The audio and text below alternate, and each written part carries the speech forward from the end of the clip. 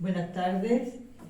La conferencia que vamos a tener lugar hoy en la tertulia de farmacia Juan Bautista Chape y Guisado la hemos denominado Las sales muriáticas en 1824 por Juan Álvarez, farmacéutico del Hospital de Mujeres de Cádiz.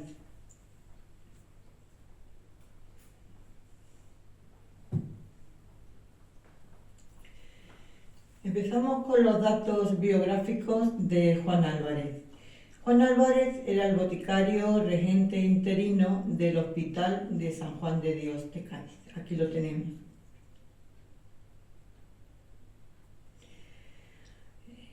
Aquí tenemos la iglesia de San Juan de Dios de Cádiz en el siglo XIX.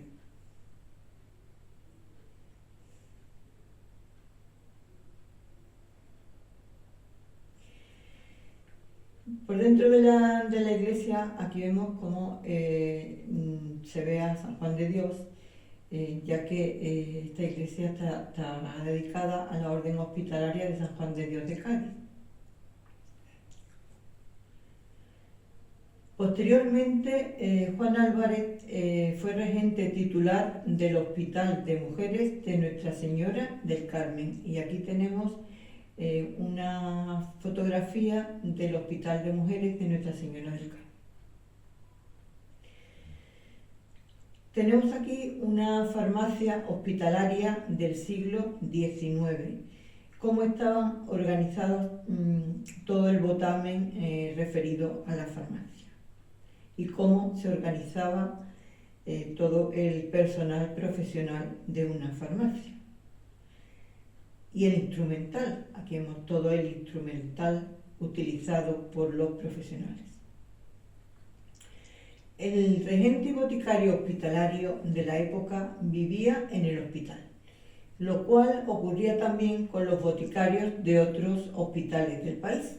En algunos casos era obligatorio y estaba reglamentado que así fuera, como en el caso del Hospital General de Pamplona, en cuyas constituciones se contempla este punto.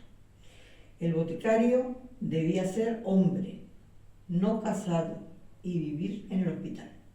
También en el Hospital de la Misericordia de Toledo tenía el boticario obligación de vivir siempre en la casa del hospital, residiendo siempre dentro de él de día y de noche.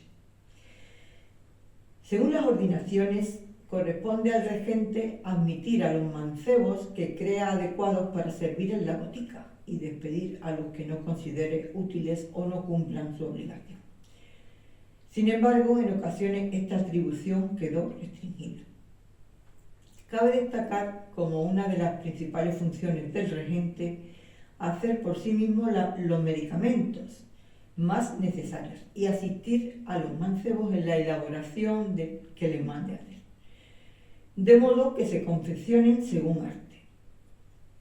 También se encomienda al regente la compra y custodia de las drogas necesarias, cuya adquisición hará al precio más ventajoso para la institución, llevando un libro de cuentas donde anotará las compras de drogas y demás cosas necesarias para la botica.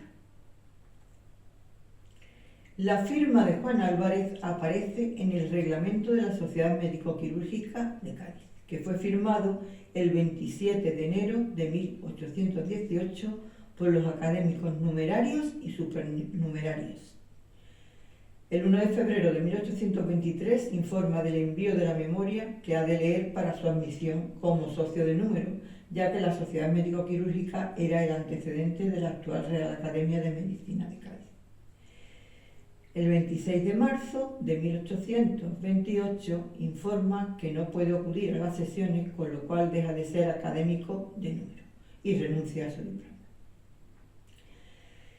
Iniciamos el tema de las sales muriáticas en Cádiz, que es el tema que estudia Juan Álvarez.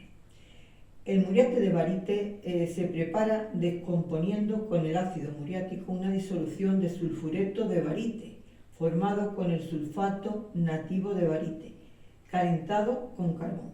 En esta operación se precipita el azufre y la disolución se evapora hasta la formación de la película. En un resfrío se obtienen cristales de figura prismática con base cuadrada.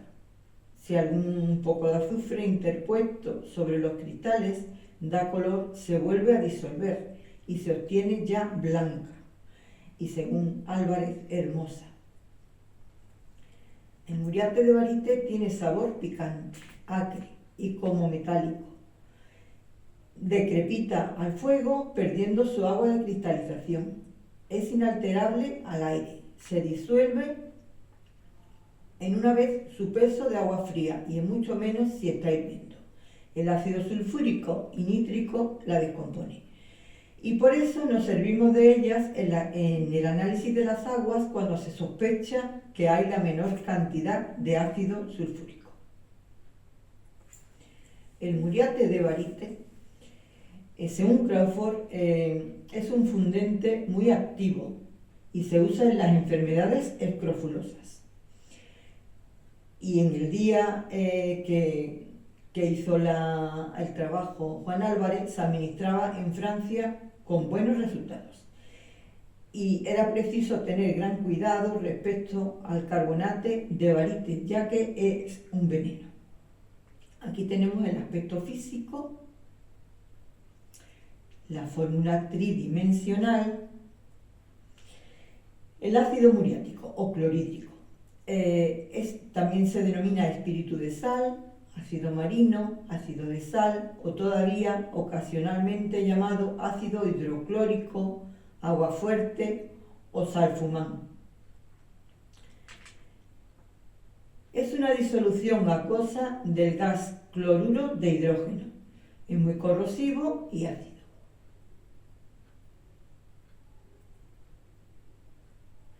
El muriate de potasa se le llama también sal febrífuga de Silvio y está compuesta de ácido muriático y potasa.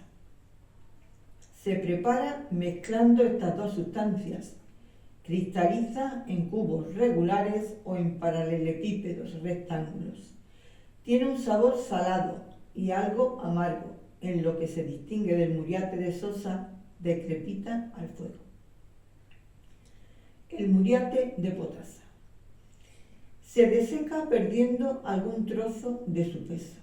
Se disuelve en 3 partes de agua fría. Para cristalizar esta sal se procedió a abandonar la disolución a una evaporación lenta, cubriéndola de una gasa.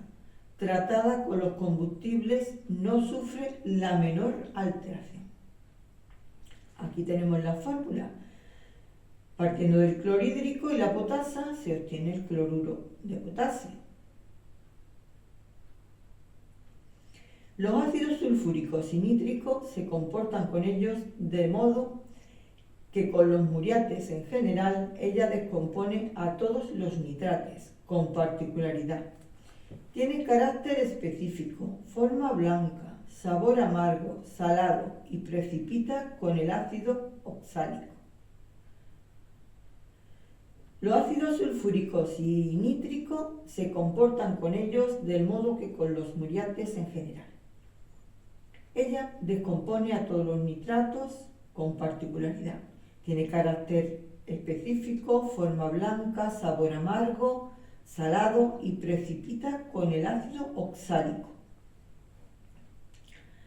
Aunque Silvio creyó que tenía virtud febrífuga, esta sal en el día que Álvarez hizo esta memoria no se administraba como tal, se administraba como purgante. Muriate de Sosa es la sal común y se obtiene combinando el ácido muriático con la sosa, que es la sal que se conoció primero y de donde tomaron el nombre las demás. Se ha llamado también sal marina, sal gema, porque es muy abundante además esta sustancia. Se encuentra formando cordilleras de montaña.